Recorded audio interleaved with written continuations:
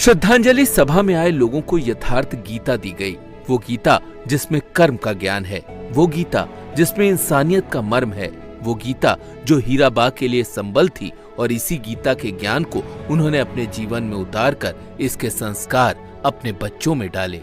यथार्थ गीता है और आप देख रहे हैं कि गीता पूरे विश्व का सबसे बड़ा अच्छा जो मानवता के लिए सीख देने वाला ग्रंथ है ये है। और ये गीता को भी नरेंद्र भाई पढ़ते हैं और उनके सार को भी, और इसलिए ये गीता पुस्तक आप इसे एक धार्मिक पुस्तक मत ये समझिए, ये जो गीता है ना पूरे विश्व शांति के लिए। हीराबा खुद पढ़ी लिखी नहीं थी, लेकिन जीवन का सार देने वाली इन किताबों की अहमियत उन्हें पता थी। तभी तो जब भी प्रधानमंत्री जन्मदिन पर उनसे मिलने जाते थे तो उन्हें तोहफे में ऐसी ही किताबें मिलती थी। पीएम मोदी भले ही वडनगर की श्रद्धांजलि सभा में मौजूद नहीं थे, लेकिन यहाँ आने वाले हर व्यक्ति की जुबान पर उन्हीं का नाम था। हीराबा की जिंदगी की ये सबसे बड़ी पूंजी है।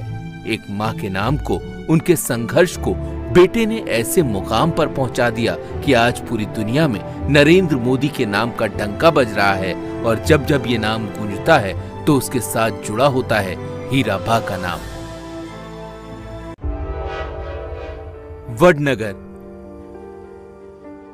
ये छोटा सा कस्बा हीराबा की स्मृतियों में गमगीन है। 3 दिन के लिए बाजार बंद है। ये कस्बा पूरी दुनिया में मशहूर हो गया है तो उसके पीछे है नरेंद्र मोदी का इससे नाता।